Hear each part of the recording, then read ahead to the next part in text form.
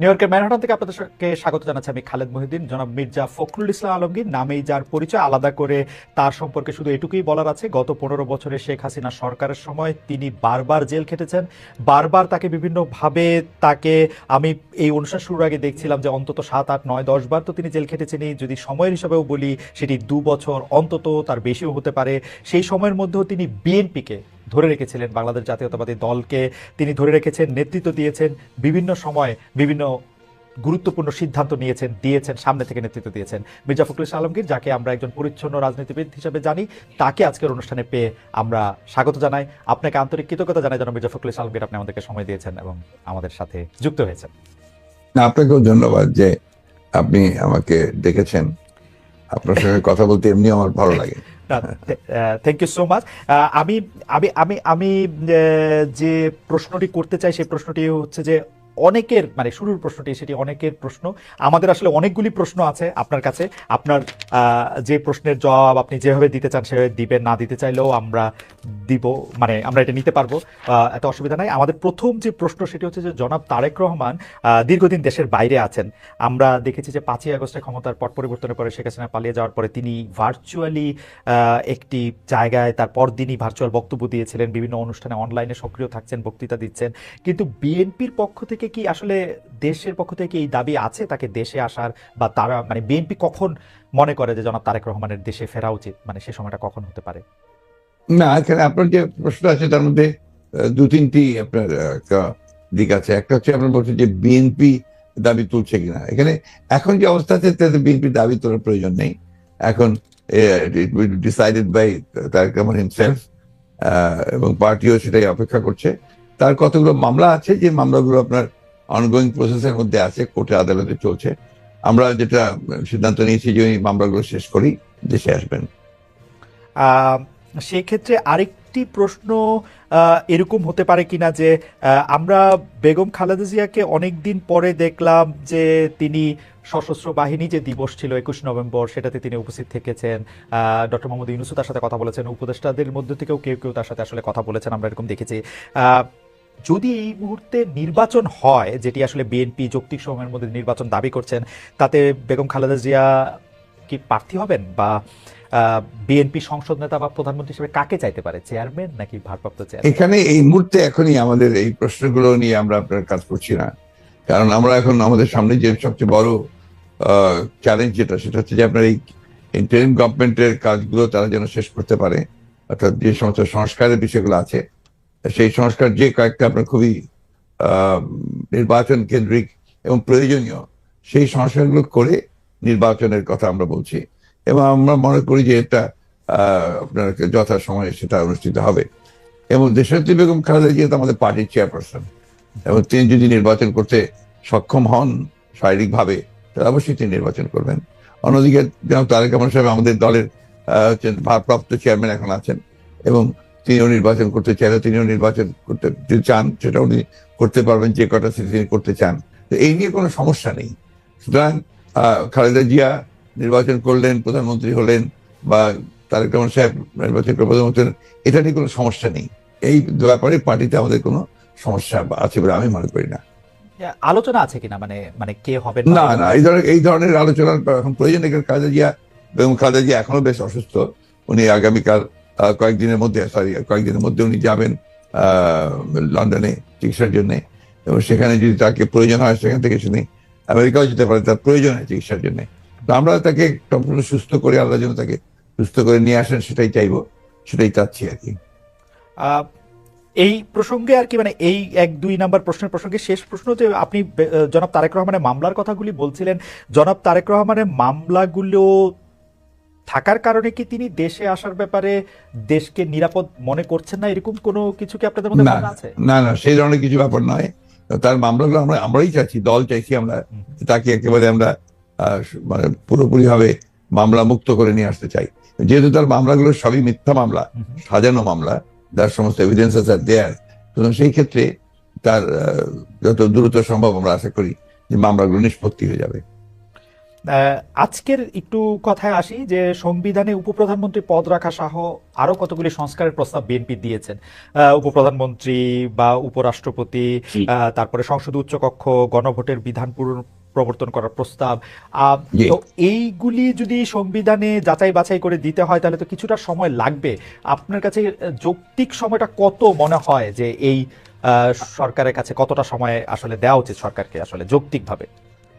আমরা এখন পর্যন্ত কোনো সময় বেঁধে দিইনি, হুম। এবং আমরা যেহেতু মনে করছি যে যে সরকার কাজ করছেন এবং ইতিমধ্যে কমিটিগুলো হয়েছে, আপনার কমিশনগুলো হয়েছে, কমিশনগুলো তারা দ্রুততার সাথে কাজ করছেন, এবং আমরা আশা করি যে যত দ্রুত সম্ভব তারা করতে পারবেন। এটা তাদের উপর নির্ভর করবে যে তারা কখন নির্বাচনটা দিতে পারছেন। আপনারা কোনো টাইম ফ্রেম, না, টাইমলাইন? আমরা কোনো টাইম ফ্রেম দেইনি। আমরা যেটা বলেছি যে একটা, যেটা আপনার লজিক্যাল, সেই সময়টুকু নিয়ে তারা করবেন। কেউ কেউ এরকম ইঙ্গিত করছে যে বিএনপি আসলে এই মুহূর্তে নির্বাচনের জন্য আসলে চাপ দিতে চাচ্ছে, সরকারকে চাপ দিচ্ছে, তার ফলে সরকার একটু আনস্টেবল হচ্ছে। এইটা কি ঠিক? আবার অন্যদিকে সরকারের একটা জায়গা থেকে মনে হচ্ছে যে সরকার 2 বছর 4 বছর, হঠাৎ করে ডক্টর ইউনূস এটা 4 বছরের কথা বলাতে সেটা নিয়েও একটা বিভ্রান্তি তৈরি হয়েছে। আপনি আমাদের এটাকে কিভাবে দেখেন? আমি দেখি একটু ভিন্নভাবে। জি। এটা দেখি যে আমাদের দেশের মিডিয়া, বা আপনারাই যারা মিডিয়াতে কাজ করেন, হুম, হুম, আপনার সঙ্গে স্পেকুলেশন করেন, হুম। এবং স্পেকুলেশন করলে এটা আপনাদের হয়তো বা খুব ভররা হয়, কিন্তু আমাদের জন্য আমরা এই ব্যাপারটা, আমি ব্যক্তিগতভাবে খুব বেশি আগ্রহী নই। হুম। কারণ আমরা আপনি যে কথাগুলো বললেন তার একটার সঙ্গে কোনো বাস্তবতার মিল নেই, হুম, হুম। এবং আমরা সেই ধরনের কোনো চিন্তা করছি না বা সেটা করছিও না। এবং আহ, আমি এখন পর্যন্ত দেখিনি যে আপনার সরকার, যারা ইন্টারিম গভর্নমেন্ট আছেন, তারা বেশি সময় থাকতে চান, 4 বছর থাকতে চান। হুম। কথাগুলো সেভাবে আসেনি, এভাবে মিসরিপ্রেজেন্টেড হয়েছে মিডিয়াতে। আর দ্বিতীয়ত আমরা যেটা বলছি, আমরা বলছি যে আমরা চাই যে আপনার একটা যৌক্তিক সময়ের মধ্যে সংস্কারগুলো হয়ে যাক, হয়ে গেলে আমরা অবশ্যই নির্বাচনে যেতে চাই। আপনারা যৌক্তিক সময়টা, মানে হ্যাঁ আমাদের দোষ আছে জনাব মির্জা ফখরুল সালামকে আমরা ঠিকই, আমি দোষের কথা বলছি না না। না, মানে মানে আমি দোষের মিডিয়ার কথা বলছি না। আমাদের কথা বলছি যে মিডিয়া আপনার স্পেকুলেট করেন, স্পেকুলেট মিডিয়া করতেই পারে, কিন্তু আমরা যেটা বাস্তবতা, আমি আপনাকে সেটাই বলছি। না মানে আপনি যদি অনুমতি দেন আমাদের অবস্থাটা আমরা একটু বলি যে আমাদের কাছে মনে হচ্ছে যে নির্বাচন সংস্কার, মানে কিছু বলা হচ্ছে যে কিছু যৌক্তিক সংস্কার করে যদি নির্বাচনটা না দেওয়া হয় তাহলে বিএনপি যখন ক্ষমতায় আসবে বা অন্য কেউ যখন ক্ষমতায় আসবে তারাও আসলে একই সরকারের সমান ফেসিস্ট হতে পারে, গত সরকারের সমান। তো সেইটা চিন্তা করে তাদেরকে সংস্কারের কথা বলা হচ্ছে। আমি এটার সঙ্গে একেবারেই একমত নই। আমি ঘোরতর আপত্তি জানাচ্ছি, তীব্র প্রতিবাদ জানাচ্ছি। বিএনপির সঙ্গে ফ্যাসিস্ট আওয়ামী লীগের তুলনা করার কোনো কারণই থাকতে পারে না। কারণ বিএনপি ইজ এ পার্টি, যে দলটা বহুদলীয় গণতন্ত্র নিয়ে এসেছে। আওয়ামী লীগ একদলীয় শাসন ব্যবস্থা বাকশালে ছিল, আমরা বহুদলীয় গণতন্ত্র নিয়ে এসেছি। আমরা সংসদীয় গণতন্ত্র নিয়ে এসেছি, ম্যাডাম জিয়া নিয়ে এসেছেন। আমরা তত্ত্বাবধায়ক সরকার বিধান পাশ করেছি পার্লামেন্টে, এবং আমাদের কাছে ফ্যাসিস্ট আবার এখন পর্যন্ত তো প্রশ্নই উঠতে পারে না। আমাদের যে পার্টির স্ট্রাকচার, আমরা যে কাজ করেছি, সেগুলো সমস্ত গণতন্ত্রের পক্ষে গেছে, এবং 14 বছর লড়াই করেছি তো ফ্যাসিস্ট হওয়ার জন্য নয়, গণতন্ত্রকে প্রতিষ্ঠা করবার জন্য। সুতরাং এই কথাগুলো যখন বলা হয়, তখন এই কথাগুলো আমার কাছে মনে হয় যেটা আপনার শুধুমাত্র হয় কথার কথা বলার জন্য বলা হয়, অথবা বিএনপিকে আপনার ছোট করে খাটো করে দেখানোর চেষ্টা করা হয়। কিন্তু এখানে তো পাশাপাশি আরো দুটো সত্য আছে। একটা সত্য হচ্ছে যে বিএনপিও তো আসলে ক্ষমতায় ভারসাম্যের কথা বলছে, এবং সেই ক্ষমতায় ভারসাম্যের কথা বলতে গিয়ে এই প্রধানমন্ত্রী, উপপ্রধানমন্ত্রী, রাষ্ট্রপতি, উপরাষ্ট্রপতি জাতীয় সংস্কারের কথা বলছে, এই বিষয়টি যেমন আছে। এবং বিএনপিও রাষ্ট্র ক্ষমতায় ছিল, তখনও বিএনপিতে আসলে ক্ষমতার ভারসাম্য আছে কিনা সেটা নিয়ে প্রশ্ন উঠেছে। আবার আপনি যদি আমাকে অনুমতি দেন আমি বলবো যে বিএনপির একজন খুব গুরুত্বপূর্ণ শীর্ষস্থানীয় নেতা জনাব মওদুদ আহমেদ, আমি তাকে কোট করছি, তিনি লিখেছিলেন আমরা ক্ষমতায় গেলে বিএনপি সাফল্য হবে আরো কম, কারণ দলটির শাসন কৌশলে কোনো উন্নতি হয়নি, দলটিতে নেই কোনো আত্মোপলব্ধি এবং আত্মসংশোধন শব্দ দুটির অস্তিত্ব। অর্থাৎ এরকম কথা কিন্তু আছে। মওদুদ আহমেদের কথাই যে আপনার চূড়ান্ত কথা তা তো নয়। জি। মওদুদ আহমেদ তার দৃষ্টিকোণ থেকে তিনি ওই কথাগুলো বলেছেন। আমি তো মনে করি যে কথাগুলো সঠিক নয়। বিএনপি একটা পার্টি, যে পার্টিটা আপনাকে গণতন্ত্রকে রিইন্ট্রোডিউস করেছে, মাল্টি পার্টি সিস্টেম ইন্ট্রোডিউস করেছে, আগে আমি বললাম, আর রিপিট করতে চাই না। তো বিএনপিকে ওই দলের সঙ্গে বা ভাই দলের সঙ্গে তুলনা করাটাকে আমি মনে করি এটা একটা সঠিক তো নয়। আমি মনে করি এটা একটা উদ্দেশ্য প্রণোদিত। আচ্ছা, আরেকটি ব্যাপার সেটি হচ্ছে আমার আগেকার প্রশ্নের সাথে সম্পর্কিত, যে গণ অভ্যুত্থানের মুখে শেখ হাসিনার দেশ ছেড়ে পলায়ন, আওয়ামী লীগের নিষ্ক্রিয়তা এক ধরনের, মানে আওয়ামী লীগ দেশের রাজনৈতিক প্রেক্ষাপট থেকে বাদ হয়ে গেছে, কেউ কেউ আমাদের মিডিয়ার ভাষায় কেউ কেউ বলছেন যে একটা -1 হয়ে গেছে।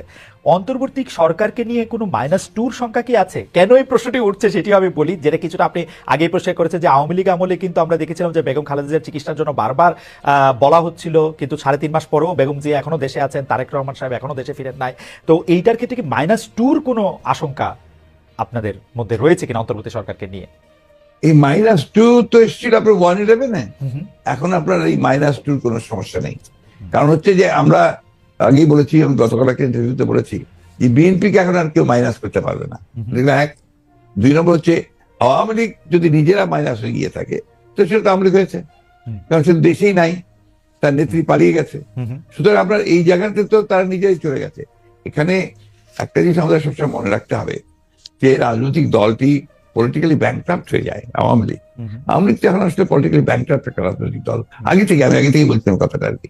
তার কোনো রাজনীতি নেই, সে ক্ষমতাকে এমন ভাবে ব্যবহার করেছে তাদের ব্যক্তিগত স্বার্থে, শুধু দলীয় স্বার্থে না, প্রত্যেকের ব্যক্তিগত স্বার্থে। They have minted money like anything. দেশকে তারা একেবারে ফোকলা করে দিয়েছে এবং সেই দেশকে ফোকলা করে দিয়ে পালিয়ে গেছে এবং এটা জনরোষে পালিয়েছে। নর্থদের যে কোনো মিলিটারি কু বা কিছু হয়েছে, পিপলস রেট, জনরোষ, সেই রোষে তাকে পালিয়ে জীবন বাঁচাতে পালিয়ে যেতে বাধ্য হয়েছে। এই বিষয়গুলো আমাদের মাথায় রাখতে হবে। আমরা কোনো মতেই যেন চেষ্টা না করি এটাকে কোনো মতে খাটো করা। The fascist Awami League regime এতে বাধ্য হয়েছে দেশ থেকে পালিয়ে যেতে জনরোষে।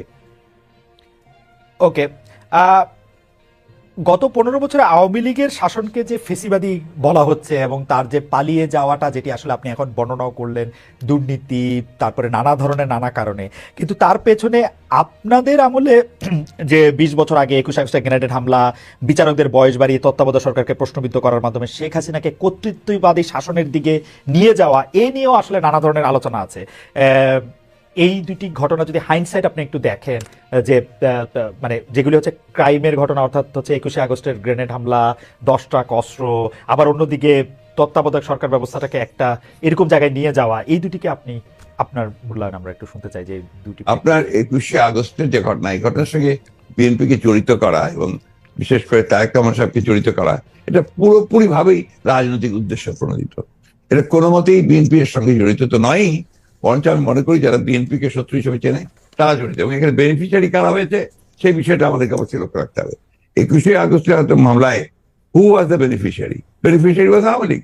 কারণ বিএনপি ক্ষমতায় থেকে সে এমন কোনো ঘটনা ঘটাবে কেন যে ঘটনাটা তার বিপক্ষে যাবে? এটা গেল 1 নম্বর। আর আপনি যে প্রসিডিংস গুলো দেখেন সমস্ত, আপনি তো একসময় বিচার বিভাগের মানুষ ছিলেন, দেখবেন যে তারেক সাহেবকে এখানে জড়িত করা হয়েছে 4টা আপনার আইও চেঞ্জ করার পরে। সর্বশেষ যে আইও নিয়ে আসা হয়েছে সেটা হচ্ছে আওয়ামী লীগ দলীয় ভুক্ত তাহার এখন যে আপনার নিজে থেকেই তাদের মানে নির্দেশে সে এই চার্জশিটটা করেছে, যেটা কোনো সম্পর্ক নেই। অন্যদিকে যে আপনার মূল আসামি ছিল, ভদ্রলোকের নাম আমি বলে যাচ্ছি, মৌলানা মুফতি মোহাম্মদ, তিনি তাকে দিয়ে 164 দিন তাকে টর্চার করে তাকে দিয়ে একটা আপনার স্টেটমেন্ট করিয়ে নিয়েছিল। পরে দেখা গেছে যে উনি নিজেই সেটাকে আবার ভোগ করেছেন, বলেছেন যে এটা আমাকে সবাইকে টর্চার করে নেওয়া হয়েছে। এবং দেখেন কিভাবে কি মারাত্মক ঘটনা, কোথায় চলে গিয়েছিল সবকিছু। এবং he was hang before the trial was complete. তো যে প্রধান আসামি তাকে আপনি আগেই অন্য একটা মামলাতে জুড়িয়ে দিলেন যাতে আসল সত্যটা বেরিয়ে নিয়ে আসে। তো এই কথাগুলো কিন্তু কেউ আপনার ইনভেস্টিগেটিভ জার্নালিজম করে না, যার ফলে এই বিষয়গুলো আসে। আপনারা পলিটিক্যালি জিনিসটাকে নিয়ে চেষ্টা করেন, শেষ করি প্লিজ, ইনভেস্টিগেটিভ জার্নালিজমটা সিরিয়াসলি করেন এবং এটাকে ফাইন্ড আউট করেন যেটা আসলে ব্যাপারটা কি ছিল। সেটা করছেন না, করছেন যে বিএনপি কিন্তু সব করার জন্য করছেন। এটাকে আমি মনে করি এটা এক ধরনের রাজনৈতিক উদ্দেশ্য প্রণোদিত। ওকে ওকে, আমি ইনভেস্টিগেটিভ জার্নালিজমের প্রসঙ্গে মানে আমি আপনাকে মাঝখানে ইন্টারাপ্ট করতে চাইনি, আমি শুধু বলতে চাইছিলাম যে এইটা তো আসলে আমাদেরও সীমাবদ্ধতা থাকে, ইনভেস্টিগেটিভ জার্নালিজম যে আমরা করতে পারি নাই। কিন্তু এই কথাও তো সত্য যে বিএনপির আমলে আমরা একটা 21 আগস্টের গ্রেনেড হামলা পরে আমরা একটা জজ মিয়াকে দেখেছিলাম, যে জজ মিয়া একটা বানানো হতে পারে। আমি ধরে নিচ্ছি সেটা আপনার মনে করছে যে ভুল, আমিও ভুল ধরে নিচ্ছি, কিন্তু আপনারা তো পারতেন এখানে একটা ইনভেস্টিগেটিভ জার্নালিজম করে আসল সত্যটা উদ্ঘাটন করতে, সেটা তো করেনি। আমি আপনাকে আসল সত্যটা বলছি, সেটা আমি বললাম। আপনি এই জিনিসগুলো তো আপনারা কখনোই তুলে ধরবেন না যে 4 বার তার আয়ু চেঞ্জ করা হয়েছে, কখনোই তুলে ধরবেন না যে কার রাখলকে দেওয়া হয়েছে যে আমাদের নমিনেশন চেয়েছিল, অবশ্যই তুলে ধরা কখনোই তুলে ধরবেন না যে মুফতি মাহমুদকে বিচার শেষ হওয়ার আগে থেকে আপনার ফাঁসি দেওয়া হয়েছে। তো দিজ আর দ্য এভিডেন্সেস, যেখানে আপনি পরিষ্কার বুঝবেন যে একটা শুধুমাত্র সাজানো মামলা, তাকে এখানে জড়িত করার জন্য এই কথাগুলো এসেছে। তত্ত্বাবধায়ক সরকার ব্যবস্থা বাতিল করার জন্য বা তত্ত্বাবধায়ক সরকার ব্যবস্থাকে প্রশ্নবিদ্ধ করার জন্য বিচারকদের বয়স বাড়ানো এবং একজন বিচারপতিকেই আসলে তত্ত্বাবধায়ক সরকার ব্যবস্থার প্রধান করার লক্ষ্য নিয়ে সেইটা করার কারণে বিচার মানে এই পুরো বিধানটাই এটা দিস ইজ ইওর ন্যারেটিভ, এটা আমাদের ন্যারেটিভ নয়। আচ্ছা, আমরা মনে করি যে ওই সময় প্রয়োজন ছিল আপনার বয়স বাড়ানোর ব্যাপারটা, ওটা বাড়ানো হয়েছিল। ইট মে নট ওয়ার্ক, সেটা অন্য কথা। একটা জিনিস আপনি আবার ভুলে যাবেন না যে 1/11 আগে চক্রান্তটা একটা হয়েছিল। সে চক্রান্ত হচ্ছে যে আপনাদের সেই 9/11 ঘটেছিল তার আগে, আর এখানে আপনার কিছু পশ্চিমা দেশ একসাথে হয়ে চুইজডে ক্লাব তৈরি করেছিল, একই সঙ্গে ভারতবর্ষ তার সঙ্গে যুক্ত হয়েছিল, এবং তাদের মূল টার্গেটটা ছিল যে জাতীয়তাবাদী শক্তিকে এখান থেকে নির্মূল করা। এবং যেহেতু তারেক রহমান সাহেব জাতীয়তাবাদী শক্তির উঠতি নেতা ছিলেন, হি ওয়াজ দ্য রাইজিং লিডার, সুতরাং তাকে আপনারা মেলাইন করার জন্য, ভাবমূর্তি নষ্ট করার জন্য একটা পরিকল্পিতভাবে এই চক্রান্তগুলো করা হয়েছে এবং এই ক্যাম্পেইনটা চালানো হয়েছে, হুইচ ইজ টোটালি পলিটিক্যাল। অন্তর্বর্তীকালীন সরকার আসলেই আমরা আমরা আমরা আমরা আমরা দেখি যে এইটার সাথে আসলে নানান আশকথা পাশকথা যুক্ত হয়।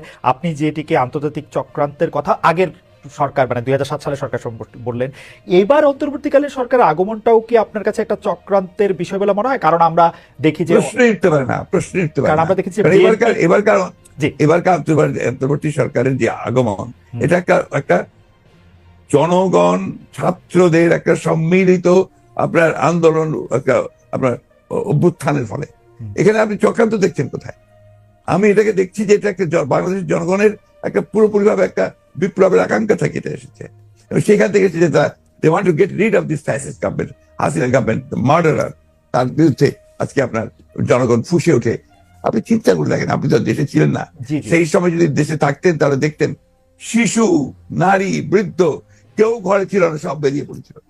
কারণ এই ফ্যাসিস্ট আমেরিকার হাতে প্রায় শত শত হাজার হাজার ছেলে মেয়েরা নিহত হয়েছে, হত্যা করেছে।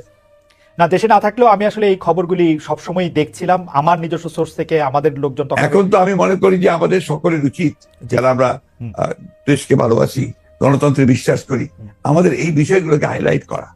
আমরা ফ্যাসিস্টদের যে বয়ান, যে বক্তব্য, সেই বক্তব্য যেন ফিরে না যায়। না, অবশ্যই আপনি যে প্রশ্নগুলো আনলেন, সবই হচ্ছে আপনার ফ্যাসিস্টদের বক্তব্য। ওকে, আমি ওই সময়কার কথায়, আমি আপনার কথায় একমত যে এই বয়ানগুলি আওয়ামী লীগ আসলে গত 15 বছর ধরে বিভিন্নভাবে বিভিন্ন মাধ্যমে এটা দিতে চেষ্টা করেছে। আমরাও আপনার মাধ্যমেই বা বিএনপির শীর্ষ নেতৃবৃন্দের মাধ্যমে সেটি আসলে আপনাদের অবস্থান জানতে চেয়েছি, আপনারা কনসিস্টেন্টলি আপনাদের অবস্থান জানিয়েছেন। আমি এই সময়কার কথায় আসি। এইবারের যেটিকে আপনি জনগণ এবং ছাত্রদের আন্দোলন আপনি বলছেন, যে আপনার কাছে কি মনে হয় না যে এই আন্দোলনটি বিএনপির নেতৃত্বে হলে, বা বিএনপি যত বছর ধরে এই আন্দোলনটি করতেছিল, সে বিএনপির নেতৃত্বে যদি আন্দোলনটি সফলতা পেত, তাহলে আসলে এই যে সরকার এবং সরকারের মধ্যে যে বিভিন্ন দুর্বলতার কথা আমরা শুনছি নানাভাবে, সেটি হতো না? আবার অন্যভাবে প্রশ্ন করলে, যে এই আন্দোলনটিতে যে বিএনপি নেতৃত্ব দিয়ে সফল হতে পারলো না, সেইটাকে আপনি কিভাবে মূল্যায়ন করেন? দুটো জিনিস। একটা হচ্ছে যে এখানে আপনার বিএনপি নেতৃত্বে হলে অনেক ভালো হতো, বিএনপির নেতৃত্বে হয়নি, এই কথাটা বলছেন কেন? বিএনপি তো এর মধ্যে শেষ দিন পর্যন্ত, শেষ মুহূর্ত পর্যন্ত ছিল এই আন্দোলনে। এই ছাত্র জনতার আন্দোলন শুরু হয়েছে 2 মাস হলো, তার আগে তো আমরা মাঠে, এবং আমরাই আপনার মাঠেছি, আমরা জেলে গেছি, আমাদের 60 লক্ষ লোকের বিরুদ্ধে মামলা হয়েছে, আমাদের 700-এর উপরে মানুষ আপনার গুম হয়ে গেছে, এই দেশাদি সহ। এইটা তো আমরা, আমাদের 15 বছর ধরে এটা চলছে, এবং অকথ্য অত্যাচার নির্যাতন আমাদেরকে সহ্য করতে হয়েছে। এবং ছাত্ররা যখন এসছে, তখন আপনার তারা যে প্রথমে কোটা আন্দোলন, ও তারপরে সেই হত্যা, পরে সাথে সাথে তারা আপনার এক দফা আন্দোলনে গেছে। We have given total support to them. আপনি সেই সময়কার পত্রিকাগুলো দেখুন, আমার বক্তব্যগুলো দেখুন। আমি প্রতিদিন সেই সময় আপনার প্রেস কনফারেন্স করেছি ওই কয়েকটা দিন, এবং ওই দিন সম্পূর্ণ আমি ছিলাম। আমরা এখানে বিভক্তি আনতে চাই না। না না, এটা আমরা এখানে মনে করি এটা বিভক্তি না। আমি আমার বক্তব্যটা শেষ করে ফেলি ভাইয়া। জি জি, প্লিজ প্লিজ। সেটা হচ্ছে যে এই বিষয়টাকে আমরা এক করে দেখতে চাই। এখন যে কোনো ধরনের একটা মিসআন্ডারস্ট্যান্ডিং তৈরি হওয়া বা একটা ভুল বুঝবুঝি হওয়া, সমঝোতার অভাব হওয়া, এটা কিন্তু দেশের জন্য এই মুহূর্তে এতটুকু মঙ্গলজনক হবে না। না, এটা আমি আপনার সাথে দ্বিমত পোষণ করছি না, কিন্তু আপনি বলছেন যে আপনি আসলে সাপোর্ট দিয়েছিলেন, আপনার সেই ব্যাপারে কোনো সন্দেহ নেই। আমরা প্রতিদিন আপনার বক্তব্য আমরা মিডিয়ায় দেখেছি, সরাসরি দেখেছি, বক্তব্য দেখেছি। আমার প্রশ্ন, আপনারা তো সাপোর্ট দিয়েছিলেন, কিন্তু লিডারশিপটা ছিল যে আসলে ছাত্রদের হাতেই, তাই তো? মানে এটা এই জায়গাটা আপনি যাচ্ছেন কেন? আমরা তো লিডারশিপ এখানকার লিডারশিপটা আমরা ক্লেম করিনি। আমরা ক্লেম করেছি যে আমরা শেষ মুহূর্তে লিডারশিপটা আমরা দিয়েছি, একটা ক্লেম করিনি তো। ওটা যাচ্ছেন কেন? তো আমরা বলছি যে ছাত্ররা শেষ মুহূর্তে যে, আমি তো বক্তব্য বলেছি জি, যে গোল আমরা তৈরি করে দিয়েছি, হুম, কিকটা করেছে ছাত্ররা। ওকে, আমি সেটা বারবার বলেছি যে এটা মাঠের মধ্যে বল তৈরি করে দিয়ে গোলের সামনে নিয়ে এসেছি আমরা, তারা কিক করেছে, সেভাবে ফ্যাসিলিটি গেছে। That's the point.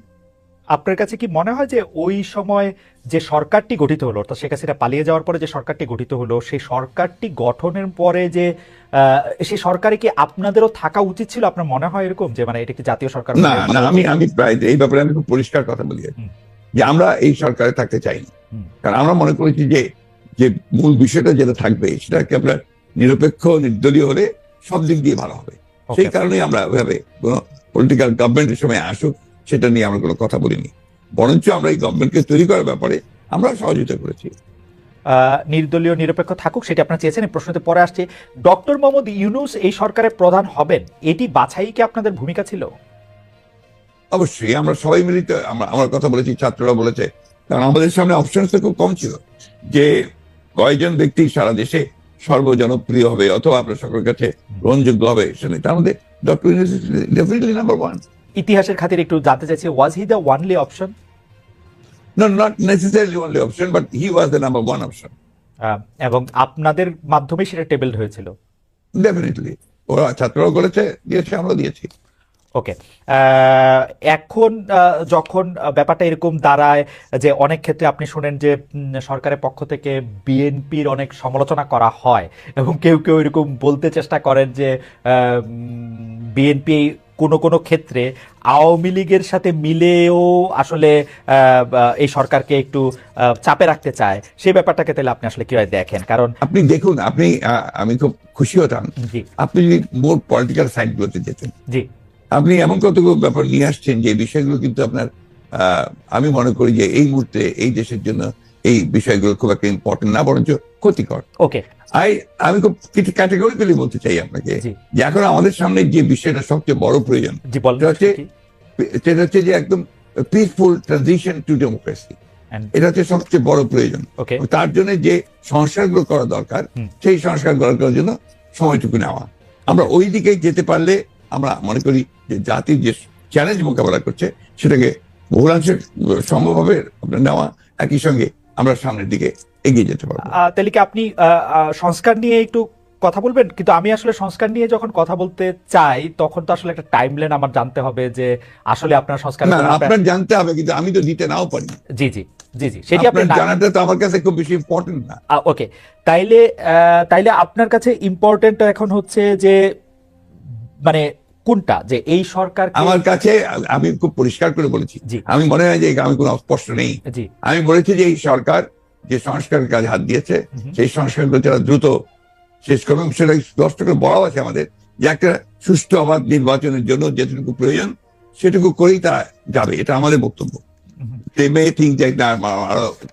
কিন্তু তাদের মূল যে 6টা কমিশন তারা করেছে সেই 6টা যত দ্রুত করতে পারে আমরা মনে করি সেটা দ্রুতই করে নিয়ে যাওয়া সম্ভব। এটা কোনো ব্যারিয়ার না, নো ব্যারিয়ার। ওকে, আপনি কি মনে করেন যে নির্বাচন সুষ্ঠু করার জন্য সংবিধানে উপপ্রধানপতি, উপরাষ্ট্রপতি, 2বারের বেশি প্রধানমন্ত্রী না হওয়া, সংসদ উচ্চকক্ষ, এগুলি খুব গুরুত্বপূর্ণ? মানে এগুলি না না, আপনি জিনিসটার ব্যাখ্যাটা বোধহয় এমন মনে হয় যে আপনি আপনার মতো করে দিচ্ছেন। আমরা যেটা সবাই আমরা যেটা লক্ষ্য করেছি সেটা আমরা দেখেছি যে আপনার বাংলাদেশের যে রাষ্ট্র কাঠামো যেটা বারবার পরিবর্তন হয়েছে 72 সাল থেকে আপনার কিছুদিন আগে পর্যন্ত শেখ হাসিনা সেটাকে আপনার তছনছ করে দিয়েছে। হুম। এটাকে একটা স্ট্রাকচার আনা দরকার। আগেরটাই যে থাকবে তার তো মানে নেই। আমরা মনে করেছি এই কাজগুলো হলে এটা আরো সুন্দর হয়, যে কারণে আমরা আমাদের মতো করে আমরা 31 দফা দিয়েছিলাম। রাইট। সেই 31 দফার প্রেক্ষিতে আমরা এই বিষয়গুলোতে আমরা এসেছি।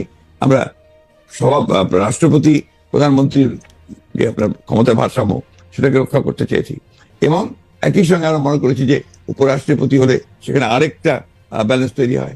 আমরা মনে করেছি যে আপনার উপপ্রধানমন্ত্রী হলে সে আরেকটা ব্যালেন্স তৈরি হয়, একটা মন্ত্রীদের মধ্যে প্রধানমন্ত্রীদের মধ্যেও ক্ষমতার ভারসাম্য সৃষ্টি হয়।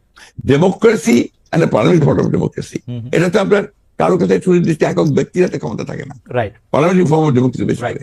সেই জিনিসটাই আমরা করার চেষ্টা করেছি।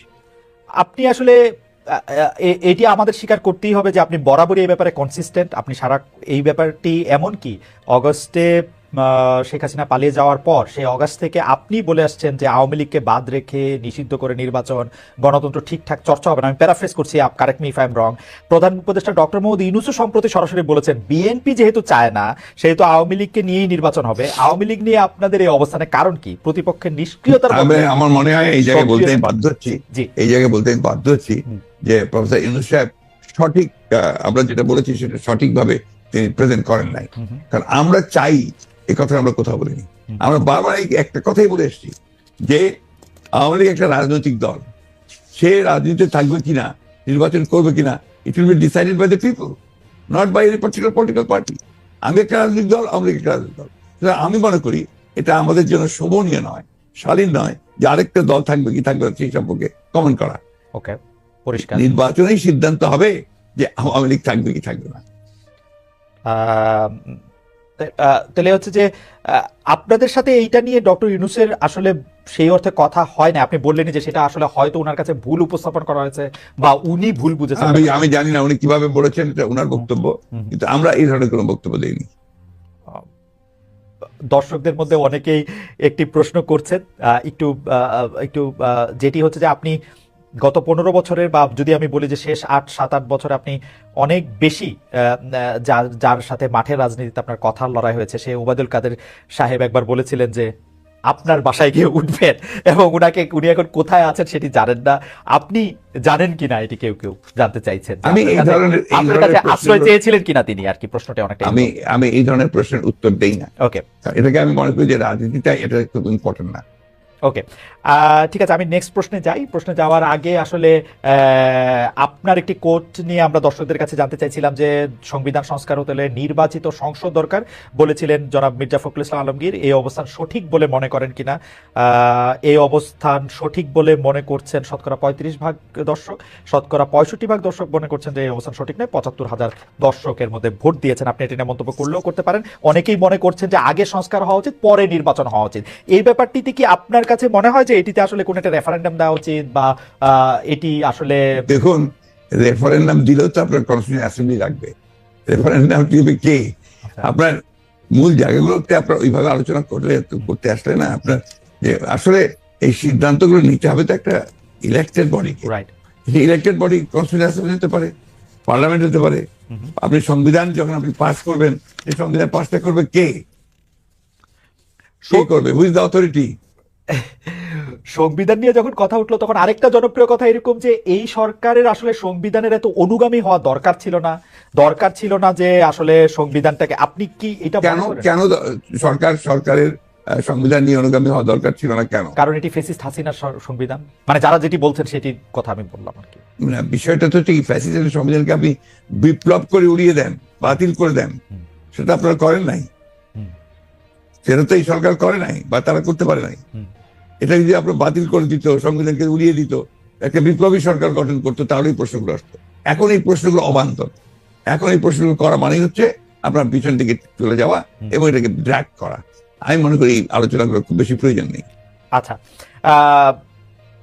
শুধু একটু এটা জানতে চাই যে এটা যে আসলে ওরা বিপ্লবী সরকার করতে পারলো না, তখন যে সংবিধানটাকে উড়াই দিতে পারলো, এর পিছনে কি কোনো কারণ আছে? আপনাদের কোনো পরামর্শ আছে? বা ডক্টর, আমি জানি না, তাদের আসলে একটা জিনিস আপনারা কেন ভুল করছেন।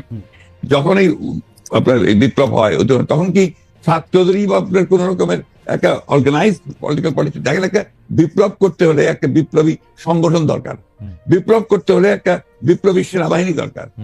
এই বিষয়গুলোতে আমরা সবাই যা যা খুশি বলে যাচ্ছি, যার যেমন খুশি। এটা ঠিক না তো। আপনার বাস্তবতা সব কথা বলতে হবে, তাত্ত্বিক কথার সঙ্গে সঙ্গে বাস্তবতা থাকতে হবে তো। আমার কাছে মনে হয় যে এই বিষয়টি আপনি যেভাবে পরিষ্কার করলেন সেটি আগেও আপনি বলেছেন, সেটি আসলে পরিষ্কার হলে আমাদের সবারই সুবিধা। এখন কেউ কেউ বলছেন এটি বিপ্লব না গণ অভ্যুত্থান না কি, সংবিধান থাকতে হবে না রাখতে হবে সেটি নিয়ে আসলে অনেক কথা। রাষ্ট্রপতি এটা নিয়ে আপনার এগুলো নিয়ে আমার খুব মাথা ব্যথা নাই ভাই। আমি আপনাকে খুব পরিষ্কার করে একটা কথা বলি খালেদ সাহেব, G I am totally Democrat. আমি একটা আপাদমস্তক গণতন্ত্র বিশ্বাসী মানুষ, এবং গণতন্ত্র বিশ্বাসী মানুষ বলি আমি গণতন্ত্রের কথাই সবসময় বলি। এটা তো হয়তো কেউ এগ্রি করবে, কেউ এগ্রি করবে না, কেউ বিভিন্ন কথা বলবে, কেউ কিছু বলবে না, কিন্তু আমি এটা বুঝি যেহেতু একসময় বিপ্লবী দল করেছি, একসময় বিপ্লবের কথা বলেছি, বিপ্লবও করেছি, যুদ্ধও করেছি। আমি যেটা বুঝি সেটা হচ্ছে যে বিপ্লব যদি কেউ করতে চায় তাহলে তাদেরকে বিপ্লবী সংগঠন লাগবে, বিপ্লব যদি করতে হয় তাদেরকে বিপ্লবী সেনাবাহিনী লাগবে, তা না ওই বিপ্লবকে এক মুহূর্তের জন্য কন্টেইন করা যাবে না। ওকে, আপনি গণতন্ত্রের কথা বলেন বলেই আপনার কাছে আসলে আমাদের প্রশ্ন বারবার যে আপনি সব মানুষের সমান অধিকারের কথা, গণতন্ত্রের কথা বলতে গিয়ে আপনি সব মানুষের সমান অধিকারের কথা বারবার বলছেন, সবার নিরাপত্তার কথা বলছেন, অথচ শাহবাগে সোমবার আন্দোলনরত সনাতনীদেরকে যুবদলের নেতৃত্বে লাঠিসোঁটা দিয়ে ধাওয়া দেওয়া হয়েছে বলে আমরা পত্রিকায় পড়েছি। আমরা যে কাজ প্রশাসনকে, পুলিশকে, সরকারি দলের লোকজনকে করতে দেখি সেই দায়িত্ব আসলে যুবদল কেন নিচ্ছে? আপনি এটা নিয়ে কিছু বলবেন? এই দায়িত্বটা যুবদলের উপরে কেন চাপাচ্ছেন আপনারা? যুবদল যে করেছে তার প্রমাণ আছে কেন? হোয়াই দিস এই ধরনের বক্তব্য যাওয়ার চেষ্টা হচ্ছে কেন? আমরা সবসময় আমরা লক্ষ্য করেছি জি যে একটা এই ধরনের ঘটনাগুলোর সঙ্গে বিএনপিকে জড়িত করার চেষ্টা করা হয়, এই ধরনের ঘটনাগুলোর সঙ্গে এটা কোনো মতেই বিএনপির সঙ্গে কোনো সম্পর্ক নেই। এটা was the government, the police, তারা করেছে এটা। আর সেই সঙ্গে আপনার সেই যারা আপনার হয়তো সেখানে ছিল তারা করেছে, যুবদলের কেউ এটার সঙ্গে জড়িত ছিল না, তার মানে এবং যুবদলের পার্টি কখনোই ছিল না। তার মানে BDNews24.com এর যে রিপোর্টটা আমরা পড়ছি সেই রিপোর্টের ক্ষেত্রে এই কথা বলা হয়েছে, তাহলে এটা আসলে ঠিক না? আমি এই রিপোর্টের সঙ্গে একমত নই। ওকে,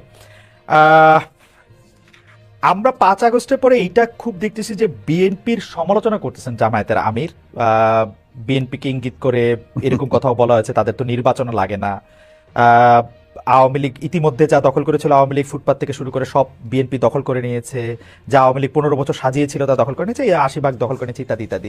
এই ব্যাপারটাকে আসলে পলিটিক্যালি আপনি কিভাবে দেখছেন? যে মানে আসলে মানে আমি পলিটিক্যালি ভাই ভিন্নভাবে দেখি। আমি আপনার ব্যক্তিগত আমি খুব পজিটিভ মানুষ, আর আমি আপনার ঠিক ওই নিন্দুকের পর্যায়ে পড়ি না ব্যক্তিগতভাবে। মেবি আমার পলিটিশিয়ান হিসেবে দুর্বলতা হতে পারে। আমি প্রত্যেকটা জিনিসকে আপনার সামনে ফরওয়ার্ড লুকিং দেখতে চাই এবং একটা পজিটিভ ভাবে দেখতে চাই। তো সেই কারণেই আপনার জামাত ইসলাম কি বললো না বললো, কবে কি বলেছে না বলেছে, এগুলো আমি খুব বেশি দেখি না। আপনাকে আমি সত্য কথা বলছি। আমি মনে করি যে জামাত ইসলাম আমাদের সঙ্গে ইতিপূর্বে ফ্যাসিস্ট বিরোধী আন্দোলন করেছে ছিল, তারা যদি আমরা যুগপৎ আন্দোলন করেছি, তারা যদি আমাদের সঙ্গে আবারও থাকে এবং করে, তখন আমরা সেগুলো চিন্তা করে দেখবো যে তাদের সঙ্গে আমরা কাজ করতে পারবো কি পারবো না। তো জামাত ইসলামের সঙ্গে এই যে একটা বিরোধ সৃষ্টি করার চেষ্টা, বা অন্যান্য দলগুলোর সঙ্গে বিরোধ সৃষ্টি করার চেষ্টা, গণতান্ত্রিক দলগুলোর সঙ্গে বিরোধ সৃষ্টি করার চেষ্টা, এটাকে আমি মনে করি এটা বোধহয় গণতন্ত্রের জন্য খুব শুভঙ্কর, শুভ নয়। আমরা এটি দেখেছিলাম যে এই শেখ হাসিনা সরকারের সময়ও আপনি সব সময় সব রাজনৈতিক দলের সাথে সংলাপ, আলোচনা, কথাবার্তা প্রাধান্য দিয়েছেন। যারাই আপনার কাছে এসেছেন বা যারাই আপনাদের সাথে কথা বলতে চেয়েছেন তাদের সাথে কি ধরেন আমরা এক ধরনের নাগরিক ঐক্য দেখেছিলাম, মানে নাগরিক ঐক্যকে আমরা একসাথে দেখেছিলাম। আমরা দেখেছিলাম যে ডক্টর কামাল হোসেনের দলের সাথেও আপনাদের একটা ওই ঐক্যগুলির বা ওই রাজনৈতিক দলগুলির সাথে বিএনপির কথাবার্তা বা প্ল্যাটফর্মটা এখন কেমন? মানে আমি আর নাম খুবই ভালো। আমাদের প্রত্যেকটি দলের সঙ্গে প্রত্যেকেরই আপনার অত্যন্ত চমৎকার একটা আপনার যোগাযোগ আছে। যেহেতু আপনার এখন সময়টা ভিন্ন হয়ে যাচ্ছে, আমরা নিজেদের কাজ করার চেষ্টা করছি। আন্দোলন যেহেতু নেই, যুগপৎ আন্দোলনের বিষয়টা নেই, but we are in touch always. আজকে তো মোস্তফা মহসিন মন্ত্রীর সঙ্গে আমার কথা হয়েছে, আপনার গতকাল গণতন্ত্র মঞ্চের প্রায় সকলের সঙ্গে বসে আমরা কথা বলেছি, আমরা অফিসে বসে কথা বলেছি। We are in touch. আমরা বিষয়গুলো দেখছি, পর্যবেক্ষণ করছি, আমরা সরকারকে যতটুকু পারা যায় আমাদের পরামর্শ দেওয়ার চেষ্টা করছি। আমরা গণতন্ত্রটা চাই, আমরা নির্বাচনটা চাই দেশের স্বার্থে, জনগণের স্বার্থে। কালের কণ্ঠকে আপনি কি সাক্ষাৎকার দিয়েছিলেন, সেখানে জাতীয় সরকার নিয়ে একটি প্রশ্ন আসছিল, সেখানে আপনি বলছিলেন যে এরই মধ্যে আন্দোলন অংশগ্রহণকারী একটি দল নিয়ে একটি জাতীয় সরকার গঠন করার কথা বলেছি। এই জাতীয় সরকারটার কি নির্বাচন পরবর্তী সময় হবে? এটা কিসের ভিত্তিতে আপনার জাতীয় সরকার? আমরা বলেছিলাম যখন আমরা আপনার যুগপৎ আন্দোলনে যাই, সমস্ত রাজনৈতিক দলগুলোর সাথে আমরা আলোচনা শুরু করি। এটা ছিল আমাদের প্রায় 2-3 বছরের একটা প্রক্রিয়া। 2-3 বছরের এই প্রক্রিয়ার পরে আমরা ওই যুগপৎ আন্দোলনে একমত হই এবং এটাতে এগিয়ে যাই। এখানে আমরা যেটা চিন্তা করেছিলাম যে আমরা আন্দোলন করব, আন্দোলন করার পরে নির্বাচন হবে, সেই নির্বাচনে আন্দোলনকারী দলগুলো যারা পার্লামেন্টে আসবে অথবা আসবে না তাদেরকে সঙ্গে নিয়ে একটা আপনার জাতীয় সরকার গঠন করা। এই জন্য আমরা যে 31 দফা দিয়েছি, এই 31 দফাকে বাস্তবায়ন করার ব্যাপারটা আমাদের একার পক্ষে খুব ডিফিকাল্ট হবে। সমস্ত দলগুলোকে সম্পৃক্ত করে আমি মনে করি যে আপনার এই ক্রাইসিস পিরিয়ডে, যখন একটা চ্যালেঞ্জিং পিরিয়ড আসে, তখন বেস্ট হচ্ছে যে গোটা জাতিকে ঐক্যবদ্ধ করা। আমাদের বক্তব্য মূল বিষয়টাই ছিল জাতীয় ঐক্য। সেই জাতীয় ঐক্য আমরা সৃষ্টি করতে পেরেছিলাম বলেই কিন্তু হাসিনাকে এত দ্রুত চলে যেতে হয়েছে। অন্য একটা প্রসঙ্গ, এই প্রসঙ্গে আসলে আপনাকে বারবার এই প্রশ্নে উত্তর দিতে হয়েছে যে অন্তর্বর্তী সরকারে কি কোনো স্থানীয় সরকারের নির্বাচন করা উচিত? এটা আমার ব্যক্তিগত মত, আমি বলছি আমার দলের এখন এই ব্যাপারে কোনো সিদ্ধান্ত হয়নি। তবে স্থানীয় অন্তর্বর্তী সরকারের প্রথম প্রায়োরিটি হওয়া উচিত জাতীয় সংসদ নির্বাচন। অন্তর্বর্তী সরকারের প্রথম প্রায়োরিটি জাতীয় মানে অনেক ক্ষেত্রে বলা হচ্ছে যে নির্বাচিত প্রতিনিধি না থাকার কারণে অনেক সমস্যা হচ্ছে, তৃণমূলে অনেক ঝামেলা হচ্ছে, সেটি এগুলো এর চেয়ে সবচেয়ে বড় সমস্যা তো হচ্ছে পার্লামেন্ট নেই। আচ্ছা, পার্লামেন্ট না থাকলে যে সমস্যা হয় সেটা সবার আগে, এবং জাতীয় পলিটিক্যাল ক্রাইসিস যেটা হচ্ছে দেশে, ইকোনমিক ক্রাইসিস, তার সবকিছুর মূলেই হচ্ছে আপনার দেয়ার ইজ নো পার্লামেন্ট। পার্লামেন্টটা তো একটা শুধু পার্লামেন্ট না, এটা তো দেশের অর্থনীতি, রাজনীতি, সমাজনীতি, স্বাস্থ্য, শিক্ষা সবগুলোকেই তারা একটা পলিসির মধ্যে আনে, নিয়ন্ত্রণের মধ্যে আনে। তো সেই বিষয়টা আমরা সবার আগে দরকার। নানাভাবে আমি আবার আপনাকে কোট করি, আপনি বলছিলেন যে বিএনপি বিরোধী মনোভাব প্রসঙ্গে যে এটি একটি জাতীয় আন্তর্জাতিক ষড়যন্ত্র। আপনাকে কোট করছি, আপনি বলছেন যে আমরা 111-এর গন্ধ পাচ্ছি, বিরাজনীতিকরণের গন্ধ পাচ্ছি, আমাদের সতর্ক থাকতে হবে, রাজনীতি বাদ দিয়ে বাংলাদেশে কিছু সম্ভব না। আপনার সেই শঙ্কা কি বাড়ছে না? কারণ এই সাক্ষাৎকারটি আপনি আসলে 2 অক্টোবর দিয়েছিলেন, 3 অক্টোবর প্রকাশ হয়েছিল এটি। আমি এটা বলেছি এবং তখন খুব কনসিয়াসলি বলেছি, এবং এখনো যদি আমি মনে করি যে সেই ধরনের কোনো আশঙ্কা আমি মনে করছি, তাহলে আবার বলবো। কারণ বাংলাদেশের অতীত অভিজ্ঞতা যেটা রয়েছে যে আপনার এই ধরনের সময়গুলোতে এক্সট্রা আপনার যে ডিপলিটাইজেশনে যারা বিশ্বাস করে তার সামনের দিকে এগিয়ে আসে, and they create problem for the peaceful transition to democracy. এই কারণেই আমরা সবসময় এটাতে সজাগ থাকি, সতর্ক করি এবং এই বিষয়গুলো জনগণের সামনে তুলে ধরি। উপদেষ্টা পরিষদে কারা থাকবেন, কারা অন্তর্ভুক্ত হবেন, সেই ক্ষেত্রে আমরা এটি শুনতে পেয়েছি যে এই সরকার সবসময় আপনাদের মতামত চাইছে। তো লেট মি ভেরিফাই। প্রথম যে কমিটি গঠন হয় তখন আমাদের কিছু প্রস্তাব ছিল, পরামর্শ ছিল, তার সবগুলো হয়েছে তাও না। কিন্তু পরবর্তীকালে আর কোনো উপদেষ্টার আপনার ইনক্লুশন বা এক্সক্লুশন এটার সঙ্গে আমাদের কোনো সম্পর্ক নাই, এবং আমাদেরকে কোনো জিজ্ঞাসা কেউ করেনি, করার প্রয়োজন হয়নি। অর্থনৈতিক ক্ষেত্রে এই মুহূর্তে অনেকেই বলছেন যে এই সরকারের অনেক সিদ্ধান্তের ক্ষেত্রে অর্থনীতিটাকে চালিয়ে নিয়ে যাওয়ার জন্য, জাতীয় অর্থনীতি ঠিক রাখার জন্য অনেক সিদ্ধান্তের ক্ষেত্রে অনেক দোদুল্যমনতা দেখা যাচ্ছে। আবার কেউ কেউ বলছেন এটি ভালো করছে। আপনার মূল্যায়ন একটু শুনতে চাই, যে বাংলাদেশ ব্যাংকের জায়গায় অনেকে বলছেন গভর্নর ভালো করছেন অর্থ, আবার অনেকে বলছেন যে না, এটা আসলে কোথাও যাচ্ছে না। না, ভালো হচ্ছে।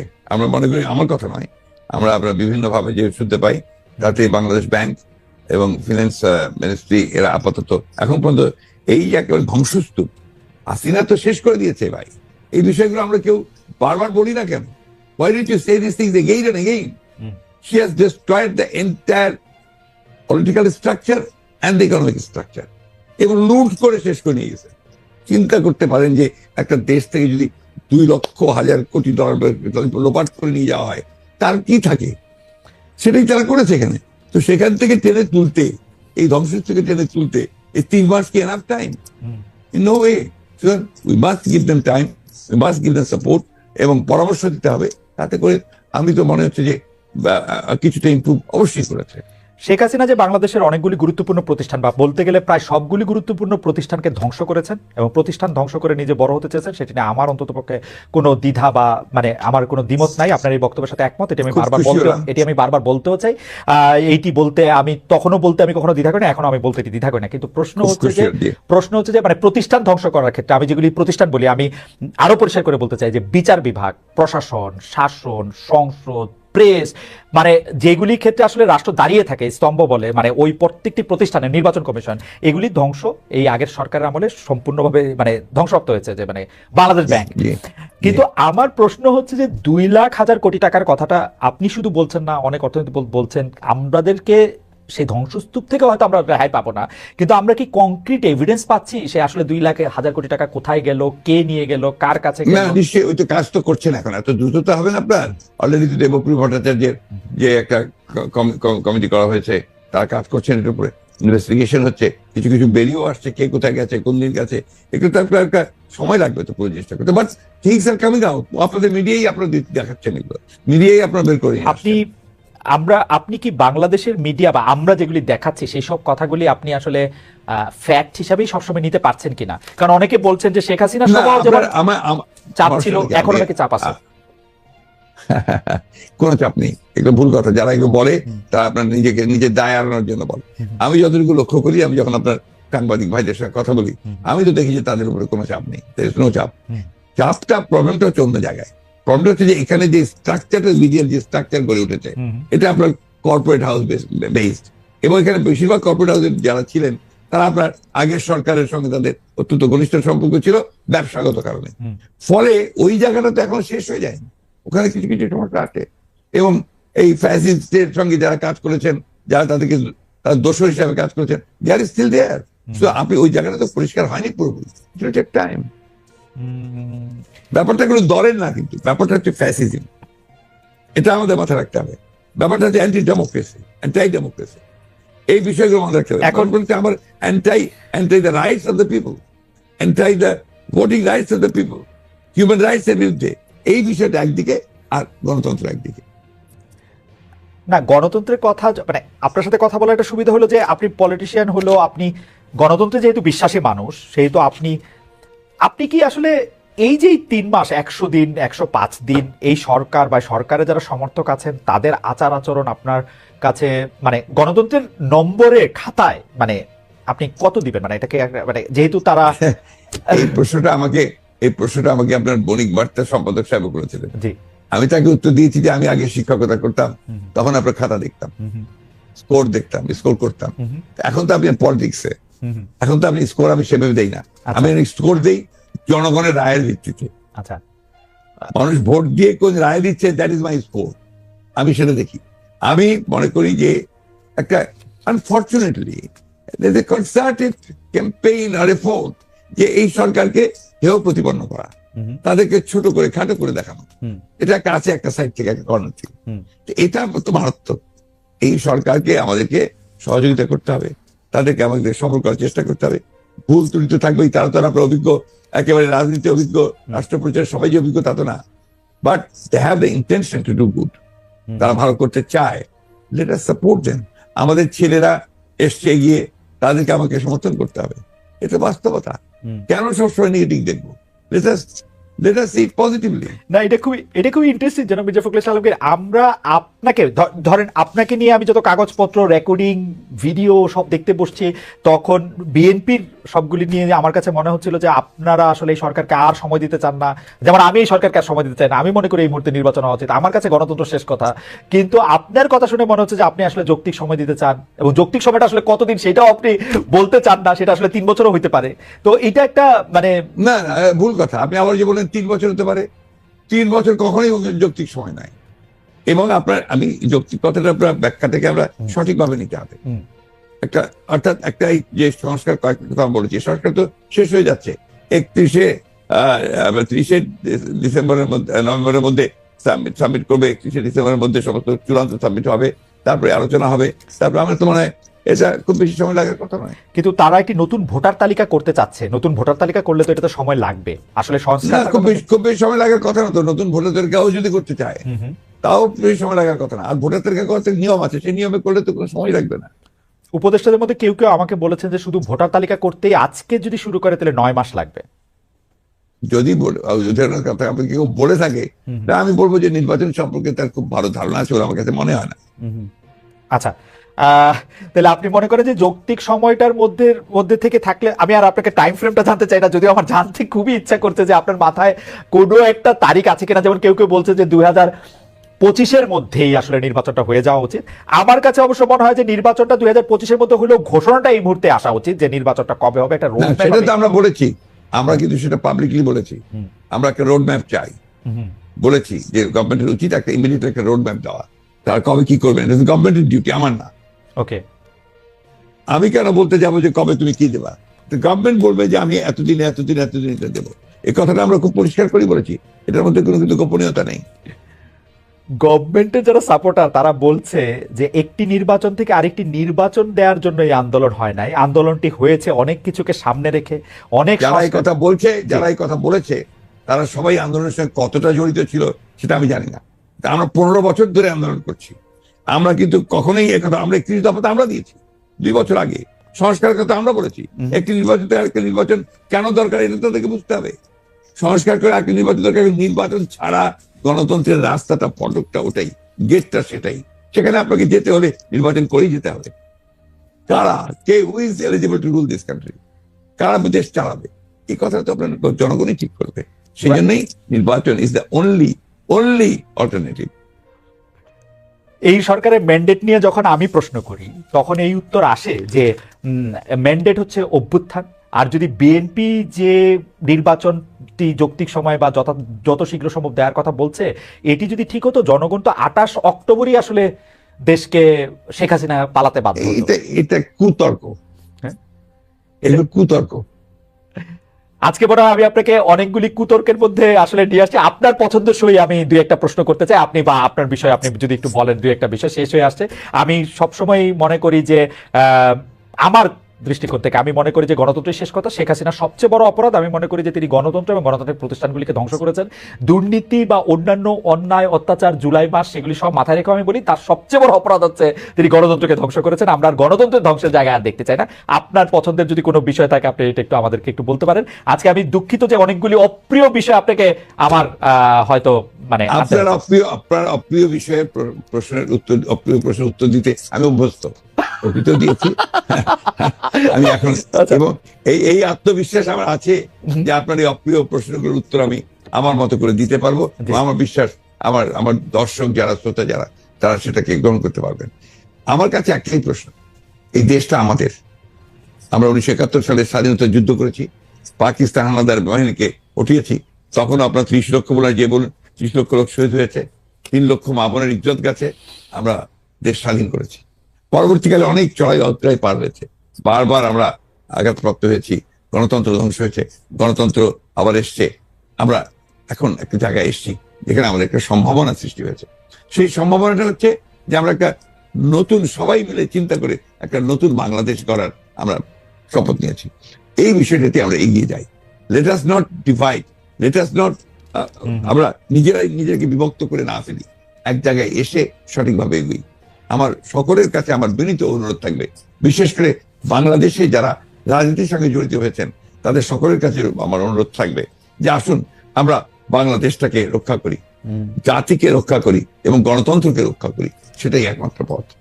লাস্ট প্রশ্ন, এটা অবশ্য দর্শকদের প্রশ্ন, কারণ আমাদের এই অনুষ্ঠানটি চ্যানেল 24-এও সরাসরি দেখানো হচ্ছে, সুতরাং আমাদের চ্যানেল 24-এর জন্য আমাদের একটু সময় দিতে হবে। আমি শুধু এই প্রশ্নটি করতে চাই যে বাজার ব্যবস্থাপনা মানে অনেকেই বলছেন যে মানুষের নাভিশ্বাস উঠছে হচ্ছে বাজারে দ্রব্যমূল্য পরিস্থিতির কারণে, আবার কেউ কেউ বলছেন যে আমরা যেহেতু বাজারে সিন্ডিকেট ভাঙতে পারতেছি না, এই কারণে আমরা আসলে ভোক্তা পর্যায়ে জিনিসটা নিতে পারতেছি না, এবং সিন্ডিকেটের জন্য অনেকে আবার বিএনপিকে দায়ী করছে যে আগে যা আওয়ামী লীগ করতো এখন এগুলি বিএনপি বসে বসে এই চাঁদাবাজিগুলি করে। শোনেন, এইগুলো কিছু মানুষ আছেন, কিছু মনে করবেন না, যাদের আসলে ধারণাগুলো খুবই অস্পষ্ট এবং পরিষ্কার না, এবং তাদের বায়াস, তারা বিএনপিকে দায়ী করার জন্য রেডি হয়ে থাকেন। প্রশ্নটা হচ্ছে সেটা কেন বিএনপি, কেন এই সিন্ডিকেটের বিএনপি কেমন করে ঢুকবে? এর আগে তো আপনার আওয়ামী লীগ দীর্ঘ 15 বছর ধরে তারা সিন্ডিকেট তৈরি করে লুটে খেয়েছে। আপনি বলেন, আমি নামগুলো বলতে পারি, হ্যাঁ, আপনার সালমান রহমান, আপনার এসালাম থেকে শুরু করে যতগুলো মানুষ আপনার আছে, তাই তো এইসব বাজার ব্যবস্থা সিন্ডিকেট তৈরি করেছে। এবং কনজিউমার গুডস যা ইম্পোর্ট করা হয় তারা এরাই ইম্পোর্ট করে এবং এখনো তারাই নিয়ন্ত্রণ করে। সেই বিষয়গুলো তো আমি আবারও বলছি, সেই বিষয়গুলো আপনি একদিনে পারবেন না, you have to take some time. এটা তো কোনো আপনার একটা অলৌকিক শক্তি নাই কারোর মধ্যে যে সবকিছু মুহূর্তের মধ্যে ঠিক করে দিল। যেটাকে আপনি ধ্বংস করে দিয়েছেন, মাটিতে মিশিয়ে দিয়েছেন, অর্থনীতি বলতে বড় বড় মেগা প্রজেক্ট করেছেন, কিন্তু মানুষ তো শেষ হয়ে গেছে। সেটাকে ফিরিয়ে নিয়ে আসতে it will take some time definitely, and we must give that time. এমনিতে সাপ্লাই চেনের ক্ষেত্রে অনেক সময় সরবরাহ লাইনের ক্ষেত্রে যেটা ছোট মানে স্থানীয় পর্যায়ে আপনারাও বিএনপি থেকে আসলে আহ্বান জানিয়েছেন এরকম কেউ করে থাকলে আসলে তার বিচার করা, অনেক ক্ষেত্রে আপনারা কাউকে কাউকে বহিষ্কার করেছেন। এই ব্যাপারটাকে আপনি কত বড় সমস্যা মনে করেন যে মানে আসলে? না না, আমাকে বলি, আমি কিন্তু মাঠের মানুষ। আমি আপনার ঢাকা বেস পলিটিশিয়ান নই। আমি মাঠ থেকে উঠে এসেছি রাজনীতি করতে করতে। আমি পৌরসভা মেয়রও ছিলাম, চেয়ারম্যান ছিলাম। শুধু আই নো যে আপনার মাঠে বাজারে হাটগুলোতে কি হয় না হয়। এখানে আমাদের দুর্ভাগ্য যে গত 53-54 বছরেও আমরা মার্কেটিং সিস্টেমটাকে আমরা ঠিক করতে পারিনি, কোনো গভর্নমেন্টই পারেনি। মেবি দ্যাট ভেস্টেড ইন্টারেস্ট বলে পারেনি। এখানে ওই বিষয়টাকে আমরা যদি সঠিক করা না যায় তাহলে এটা কোনোদিনই ঠিক করা যাবে না। সেটা হচ্ছে যে আপনার যে মার্কেটিং এর মাঝখানে যে সমস্ত আপনার এই যে দালালরা যারা আছে আপনার, যারা ভাগ করে নিয়ে যায়, ভাগ করে টাকাগুলো নিয়ে যায় 4টা 5টা 6টা করে, সেখানে কিন্তু বেরিয়ে আসতে পারলে ওই কৃষক যে দামে বিক্রি করছে সেই দামটা ভোক্তারা পাবে না। That is the problem. সুতরাং এইটা করার জন্য আপনার সুনির্দিষ্ট প্ল্যানিং দরকার, পরিকল্পনা দরকার এবং সময় দরকার, যেখানে আপনি এটা করা সম্ভব হবে। আপনি জানেন খুব ভালো করেই পৃথিবীর বিভিন্ন দেশে আপনার কোঅপারেটিভ আছে, অ্যাসোসিয়েশন আছে, আপনার যারা ফার্মার্সদের, যারা আপনার এইসব মার্কেটিং এর সঙ্গে জড়িত হয়। আমাদের এখানে আনফর্চুনেটলি সেই ধরনের সেগুলো কিছু গড়ে ওঠেনি, উঠতে দেয়নি ভেস্টেড ইন্টারেস্ট গ্রুপ। এই জায়গাগুলোকে ঠিক করার জন্য ভবিষ্যতে যারা সরকারে আসবেন তারা এটা যেন কাজ করতে পারেন এবং অর্থনীতিবিদরা যেন ওই লক্ষ্যে কাজ করেন, সেটা অত্যন্ত জরুরি ব্যাপার। জনাব মির্জা ফখরুল ইসলাম আলমগীর, আপনাকে অনেক ধন্যবাদ। আপনি আজকে অনেকগুলো বিষয়ের অবতারণা আমরা করেছি, আপনি সবগুলো বিষয়ই আসলে আপনার অবস্থান, দলের অবস্থান চমৎকারভাবে প্রাঞ্জল ভাষায় আপনি বর্ণনা করেছেন। আমাদের দর্শকরা খুব উপভোগ করেছেন, তারা খুবই অ্যাক্টিভ ছিলেন। 14,000-এর মতো দর্শক কনকারেন্ট ভিউ ছিল আমাদের ইয়েতেই, চ্যানেল 24 নিশ্চয়ই অনেকে দেখেছেন এবং অনেকে অনেক মন্তব্য করেছেন। বেশিরভাগ আপনার সাফল্য কামনা করেছেন, দলের সাফল্য কামনা করেছেন, কেউ কেউ কিছু সমালোচনাও করেছেন। আমরা পলিটিক্সে যখন করি তখন সমালোচনা সহ্য করতে হবে। আপনাকে ঠিকানার পক্ষ থেকে অনেক বেশি ধন্যবাদ এবং কৃতজ্ঞতা জানিয়ে আজকের অনুষ্ঠান শেষ করছি এখানে। আপনাকে অনেক ধন্যবাদ। আসসালামু আলাইকুম, দর্শকদের ধন্যবাদ। জি দর্শক, আগামী বৃহস্পতিবার নিশ্চয়ই নতুন অনুষ্ঠানে আপনাদের সঙ্গে দেখা হবে। সে পর্যন্ত আপনাদের সবাইকে অনেক অনেক ধন্যবাদ।